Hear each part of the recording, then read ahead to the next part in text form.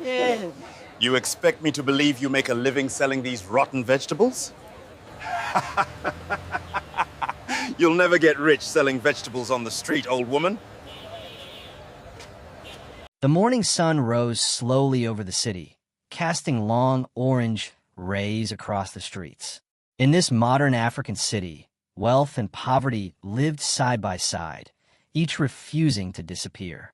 Glass towers shimmered in the distance, standing tall like silent giants. Their windows reflected the bright sky and the movement of expensive cars pulling into private parking lots. But just a few streets away, a different world waited. Narrow alleys stretched between old buildings with cracked walls.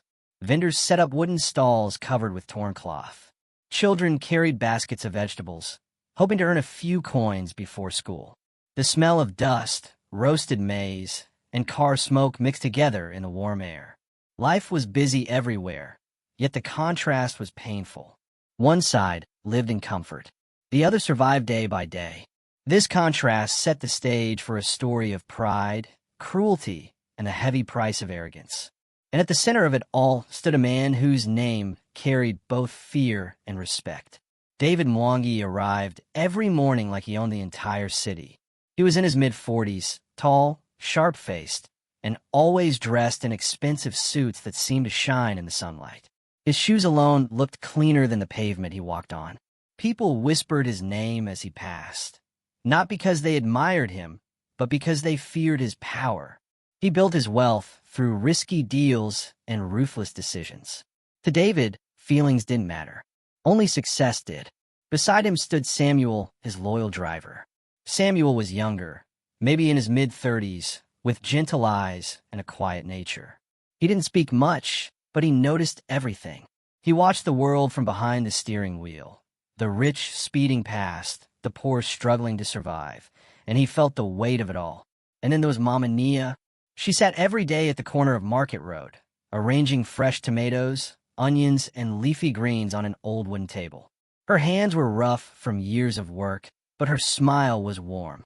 She was an elderly woman with a soft voice and a humble heart. To the children of the neighborhood, she was like a grandmother. To the poor vendors, she was a symbol of strength. But to David Mwangi, she was nothing more than a nuisance. Every morning, as David's shiny black car drove past the marketplace, he would look out the window with disgust. The sight of poor vendors irritated him. Their small stalls, their torn umbrellas, their tired faces. He believed they were the reason the city looked ugly. One morning, as Samuel slowed the car near a speed bump, David rolled down his window. Mama Nia smiled politely and greeted him, hoping for a little kindness. Instead, David laughed. A cold, sharp laugh. He pointed at her stall. People like her, he said loudly, are the reason this country stays poor. Lazy people, burdens, failures. The words hit the vendors like stones. A few looked away. Some lowered their heads. Mama Nia's smile faded, but she said nothing. She was used to disrespect. Poverty had taught her to endure things, even when they hurt deeply. Samuel's hands tightened on the steering wheel. His heart grew heavy. He wanted to say something, to stand up for them, but he knew David never listened to anyone. So he stayed silent, even though the cruelty made his chest tighten. David enjoyed the power. With every insult, he felt stronger. He believed hardship was a choice. He believed people were poor because they wanted to be. To him, compassion was a waste of time. And so, day after day, he continued mocking them. Sometimes he made fun of their clothes. Other times he complained about their smell. He even called the vendors street trash and laughed at his own joke. But pride has a way of blinding a man until he can no longer see the edge he's standing on. One morning, while David insulted the vendors as usual, someone stood quietly near the shade of a dying tree. He was an elderly man, older than Mama Nia, wearing faded clothes and leaning on a wooden stick. His face was wrinkled, but his eyes were sharp, sharp enough to see through David's arrogance. He watched the rich man shout, laugh, and boast. He watched Samuel's discomfort. He watched the vendors suffer in silence. There was a strange energy around the old man, something calm, yet powerful, like he knew more about life than anyone else on the street. As David's voice echoed across the marketplace, the old man slowly shook his head. Then, without speaking to anyone, he murmured something under his breath. His lips moved softly, almost like he was whispering a warning into the wind. His expression was serious, almost sad. The words were not heard, but the feeling was clear. Pride brings collapse. Cruelty brings consequences. No man stands forever. As he walked away, the wind changed. Dust rose from the ground, swirling gently around the marketplace, as if carrying the old man's warning into the air. No one noticed him except Samuel, who felt a strange chill run down his spine. He didn't know why, but it felt like the beginning of something big, something heavy, something that would change David Mwangi's life forever. David Mwangi's empire did not grow slowly. It exploded. With every passing month, he found new ways to grow richer and more powerful. His name appeared in business magazines, news reports, and billboards across the city. People called him the king of real estate, and he loved every part of it. He bought lands near the city, turning small neighborhoods into luxury apartments. He opened new malls, office towers, and entertainment centers. Every building he owned had his name written somewhere: Mwangi Towers, Mwangi Plaza, Mwangi Heights. To him, success needed to be seen, not just felt. But behind his rapid success was a truth he never admitted. He used loopholes, bribes, and pressure to get what he wanted. When small families refused to leave their homes for his construction projects, he sent men to threaten them. He raised rent prices until people had no choice but to move out. He pushed the poor aside the way someone pushes dirt off their shoes. People feared him, and fear kept him powerful. One afternoon, Samuel drove David to a new site. A small family lived there: parents, their 2 children, and a grandmother who could barely walk. The family begged for more time to find a new place. Their voices shook. The children cried. David didn't care. He folded his arms, smirked, and said they were blocking progress. He told them the bulldozers would start the next morning. As they cried, David turned away with no guilt, no hesitation, no humanity. That was the level of arrogance he had reached. The marketplace where Mama Nia worked had become a regular target of David's frustration. Every morning, he complained about the vendors making the area look cheap. But now that his empire had grown, he wanted even more control. One day, as Samuel parked near the same road, David stepped out of the car with a folder in his hand. The vendors looked uneasy. Even the noise of the street seemed to quiet down. He walked straight to Mama Nia's stall. She was arranging her vegetables, humming softly, trying to create a peaceful moment in her simple life.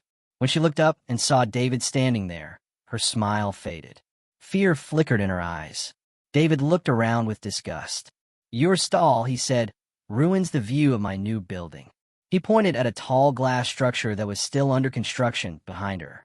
A crane moved slowly across the sky. Mama Nia's hands trembled. She tried to explain that this stall was all she had. It paid for her rent, her food, her medicine. It had been her only source of income for more than 20 years. Her voice cracked with emotion. But David shook his head, bored by her tears. He told workers to take apart her stall by the end of the day. He didn't care what happened to her after that. The vendors nearby watched helplessly. Some wanted to speak up, but fear silenced them. They knew David had too much power. Arguing with him was like arguing with a storm. As Mama Nia cried quietly, David turned to walk away. He felt satisfied. His ego fed on her pain. Inside the car, Samuel sat stiffly. His jaw was tight. His hands slightly shook on the steering wheel. He felt sick. For years, he had watched David insult the poor, but this time it felt worse. Destroying a woman's only source of income felt cruel beyond reason. When David opened the car door and sat down, he didn't notice Samuel's discomfort. Or maybe he noticed, but didn't care. He told Samuel to drive. As the car rolled forward, Samuel's eyes drifted to the rearview mirror. He saw Mama Nia standing beside her stall with tears slipping down her cheeks. She clutched her vegetables as if holding pieces of her life. Samuel felt anger, sadness, and helplessness all at once. But he stayed silent. He had a job to keep. And in this world, poor men like him had little say against the powerful.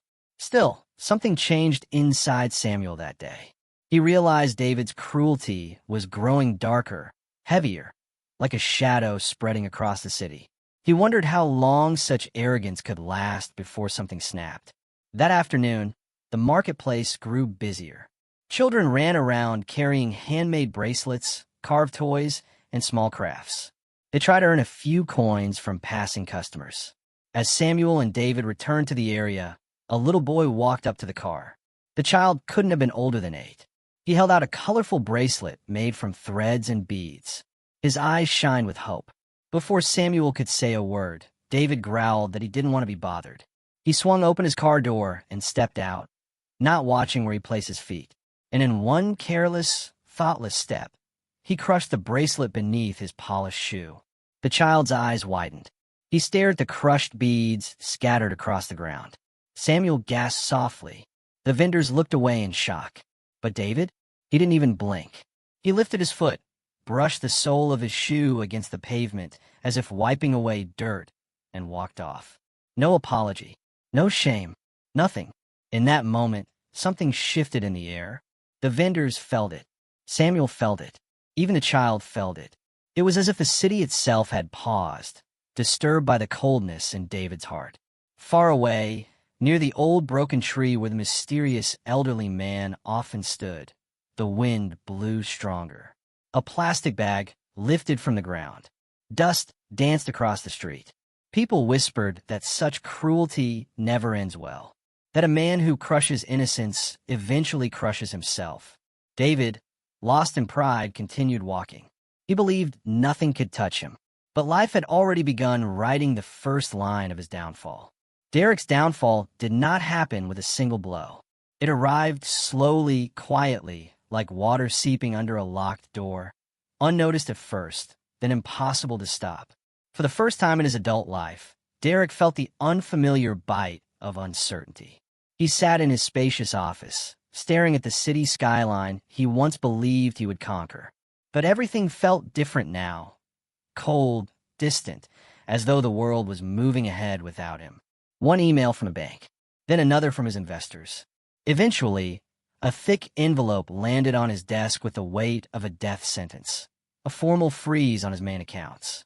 His empire didn't crumble, it evaporated. Derek stared at the papers, unable to comprehend how quickly life could shift. His mind drifted to the homeless man he mocked just days before. Dust, he had said. You are nothing but dust. And now, his financial world was dissolving in the same silent way dust slips through fingers. But Derek, with his lifelong habit of pride, refused to accept what was happening. He told himself it was temporary, a glitch, a misunderstanding, a momentary flaw in an otherwise perfect life.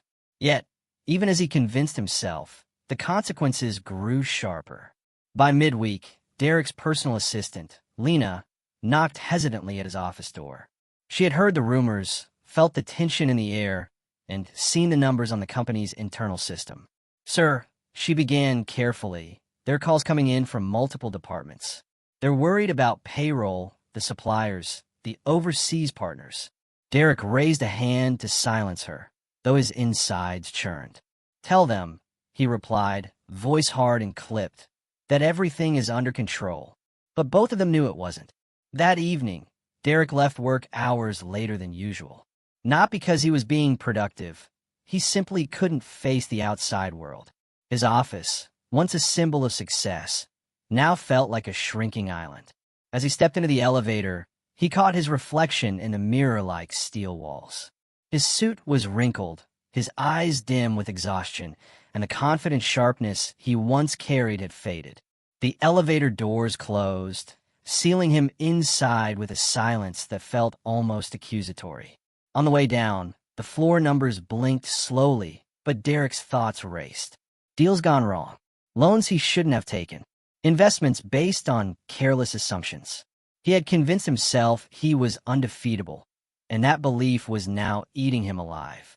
He thought of the old man again, his cracked hands, his quiet acceptance of suffering. Dust. The word replayed in his mind like a cruel echo.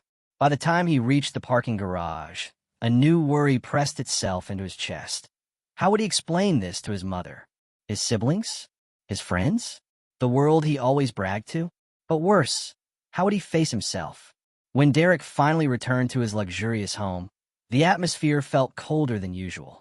The lights flickered briefly, a reminder that even the stability of his household relied fully on money. He tossed his suit jacket over a chair and sank into the couch. The leather felt stiff beneath him, offering no comfort. His mother, Clara, emerged from the kitchen, wiping her hands on a cloth.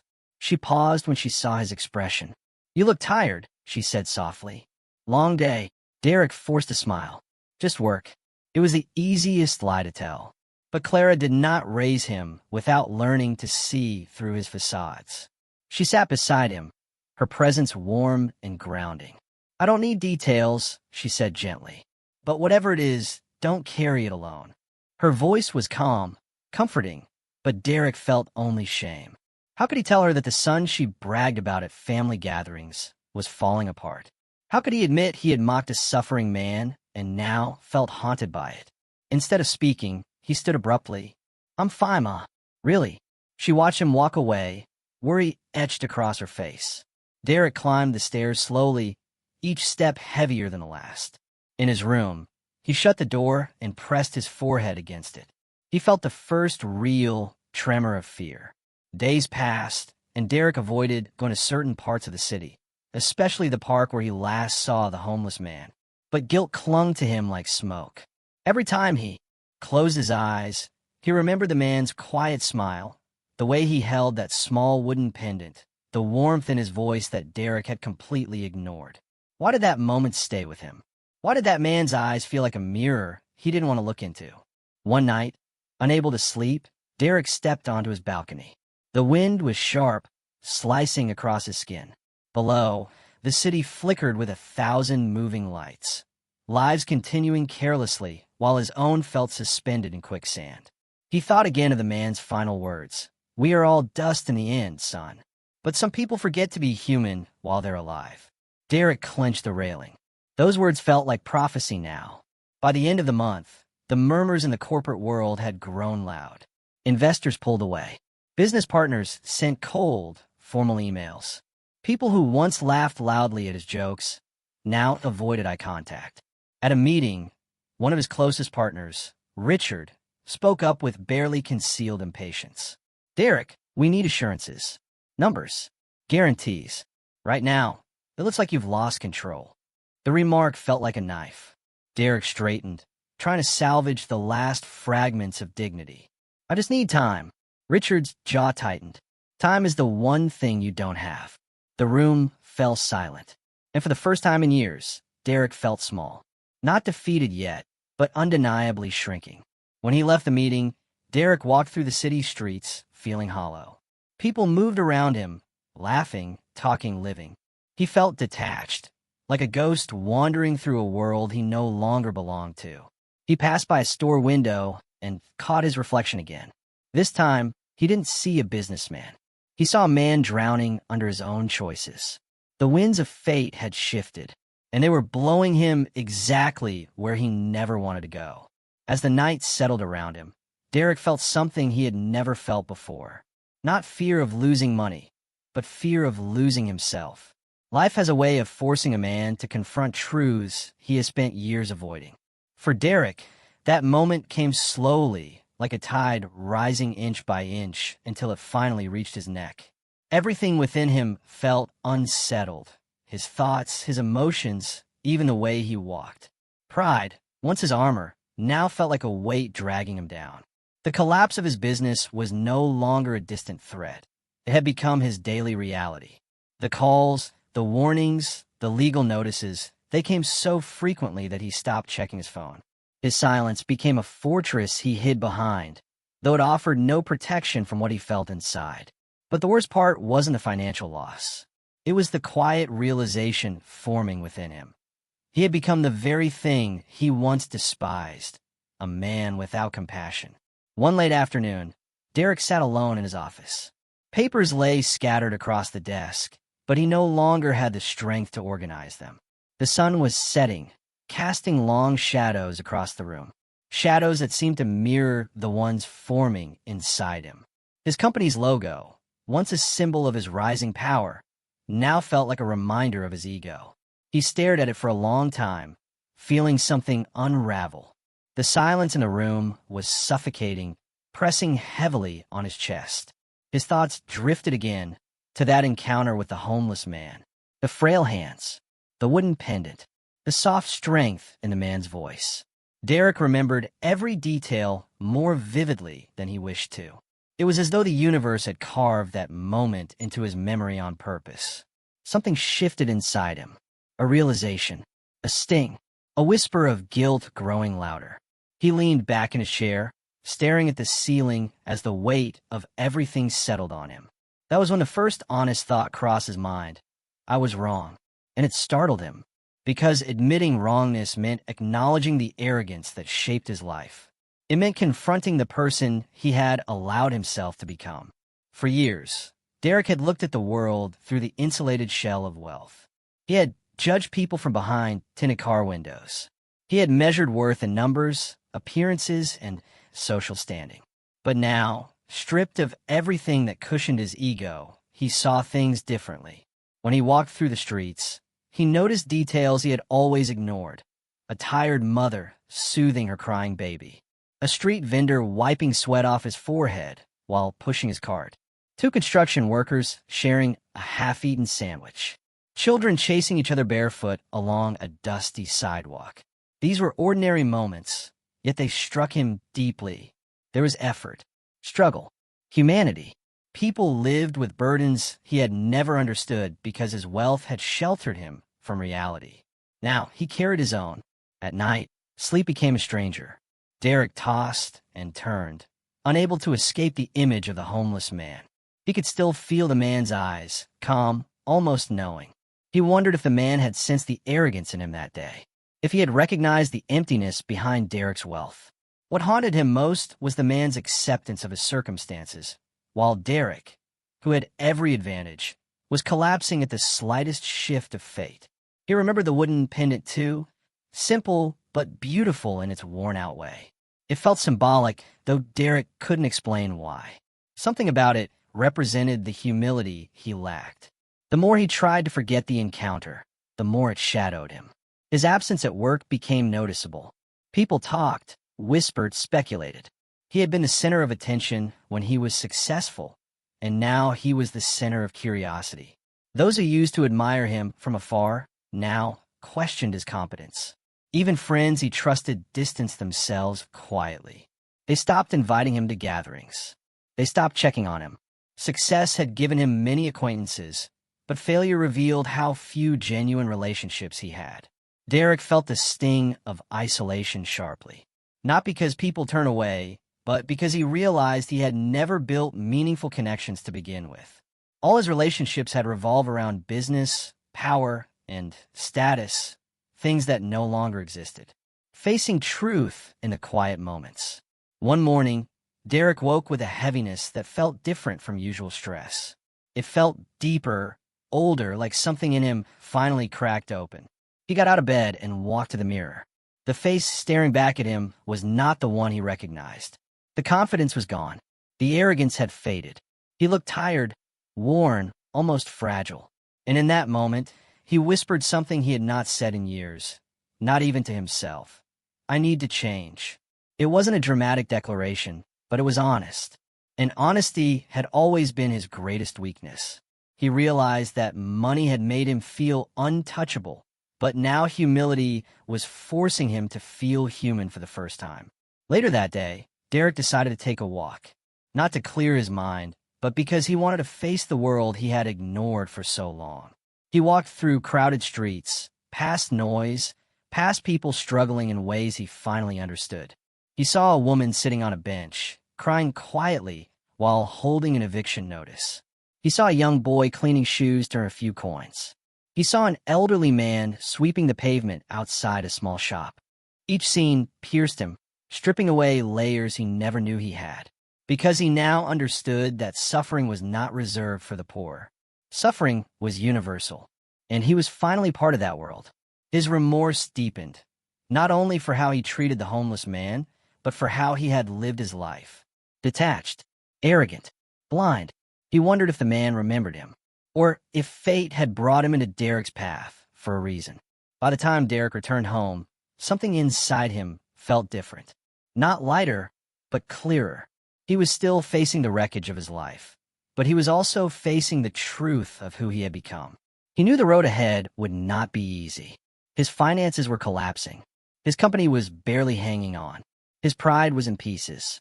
But for the first time in a long time, he felt a quiet desire growing within him, the desire to become better.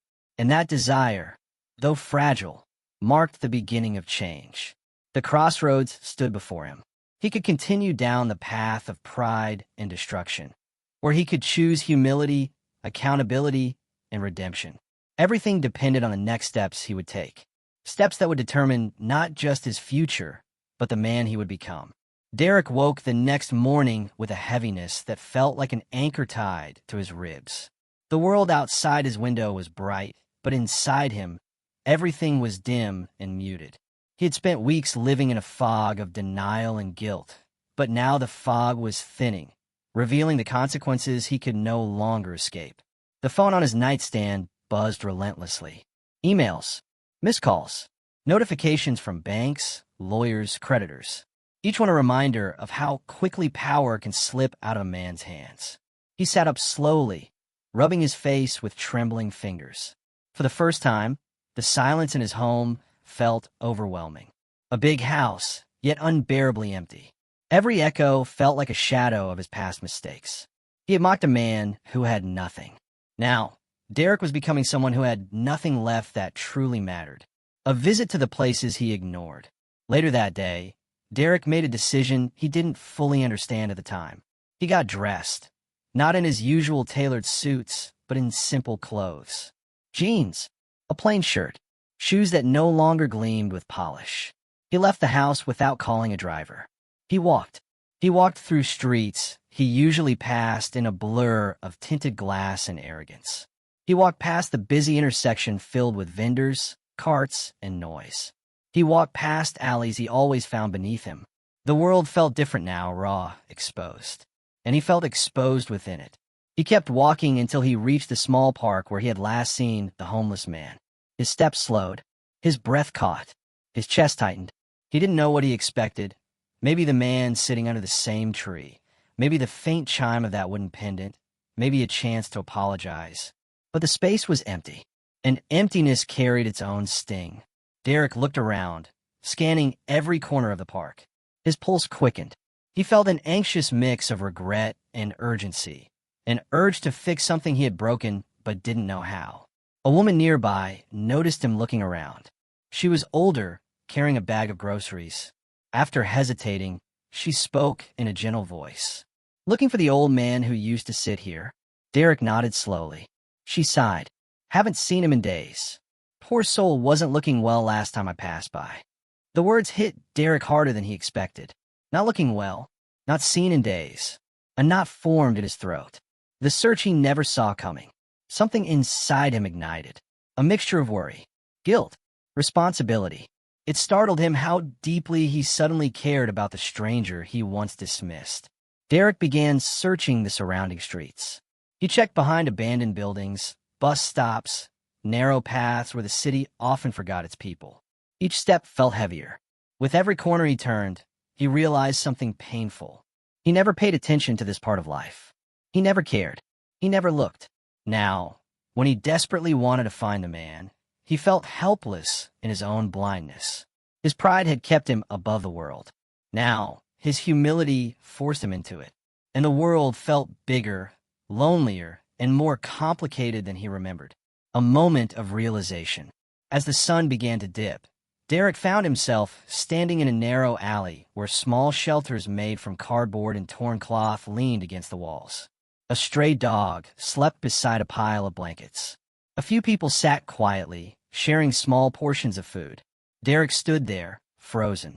Here were people who survived without security, without comfort, without a fraction of what he once wasted in a single afternoon. They lived in scarcity. He had lived in excess. For years, he had complained about trivial inconveniences, slow internet, traffic delays, unavailable reservations, while these individuals fought daily battles to simply exist. It struck him like a blow to the chest. He had mocked suffering, dismissed it, belittled it, and the man he insulted, he might have been one of them. Derek felt something unfamiliar rise within him. Not shame alone, but humility. A realization. These people weren't dust. They weren't invisible. They were human beings carrying storms he never bothered to understand. Returning home with heavy thoughts. By the time he returned home, night had settled like a blanket across the city. The walk had exhausted him physically, but mentally he felt something else. An awakening, uncomfortable yet necessary. He sat alone at the dining table, staring at the empty chair across from him. He imagined the homeless man sitting there, calm, soft-spoken, with that small wooden pendant resting against his chest.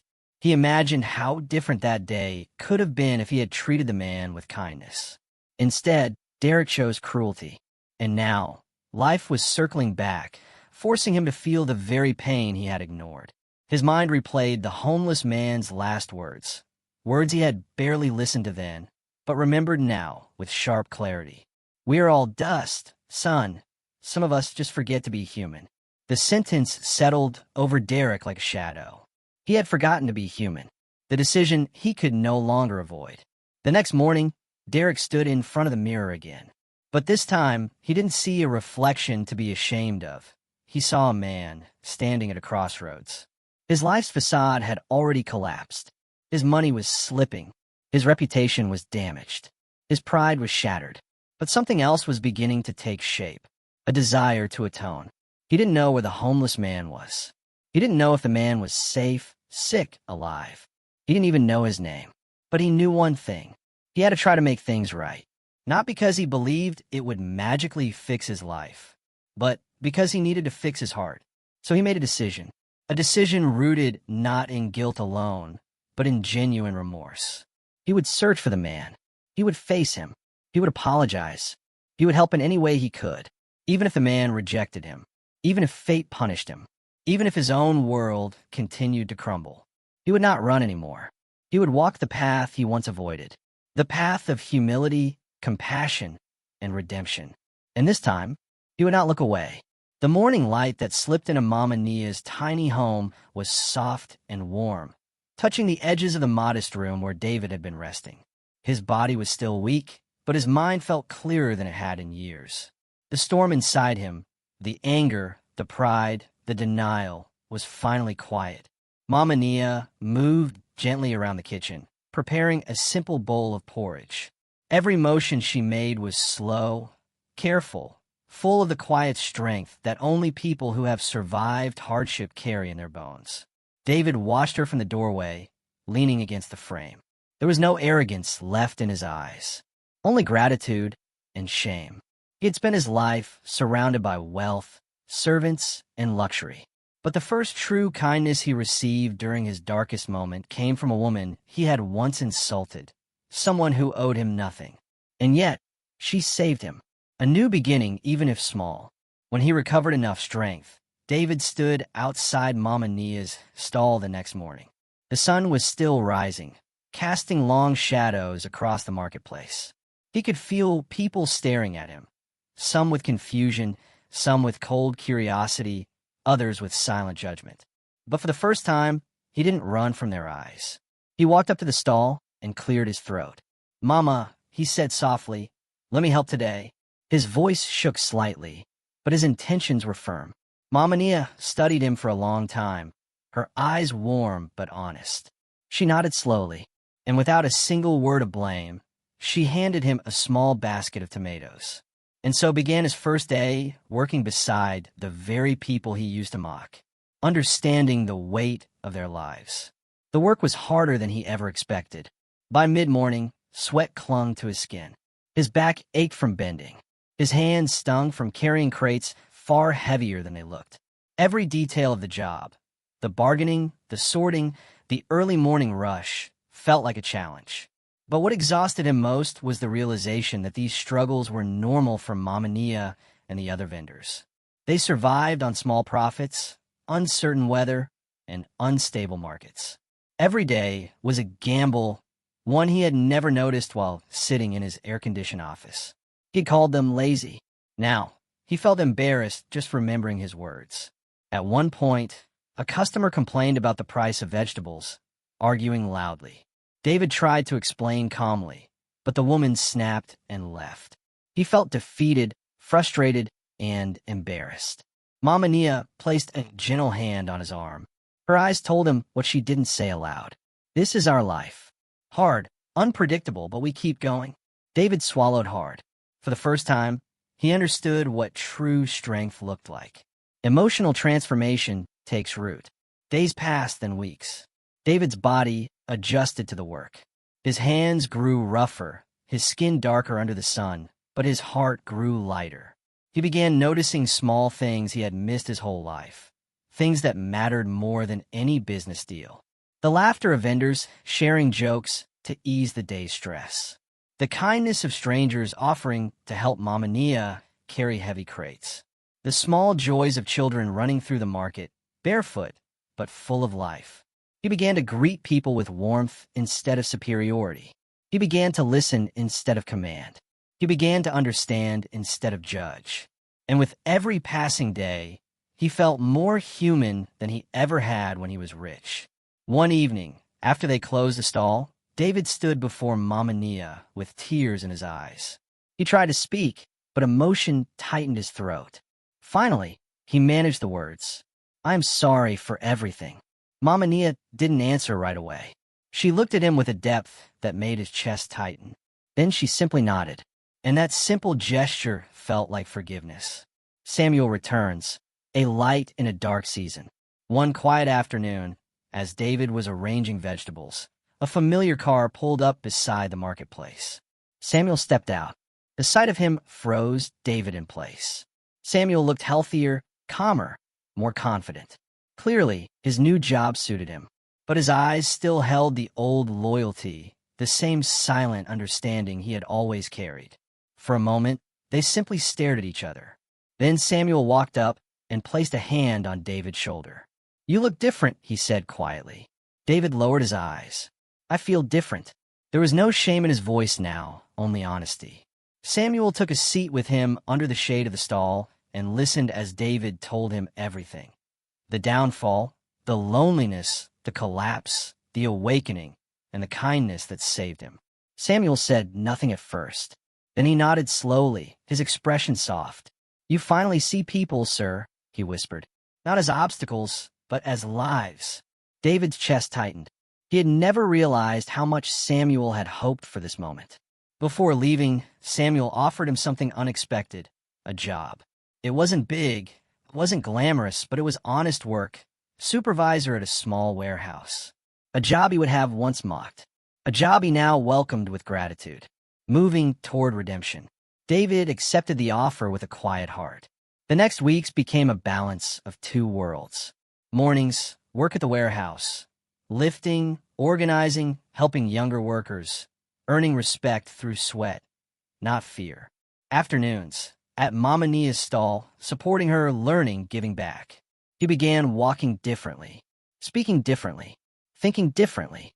People in the community who once avoided him now greeted him with cautious smiles. Some even came to him for advice. Not business advice, life advice. Advice on saving money, improving their stalls, finding better suppliers. David didn't realize it, but he was becoming someone new, someone good, someone he should have been all along.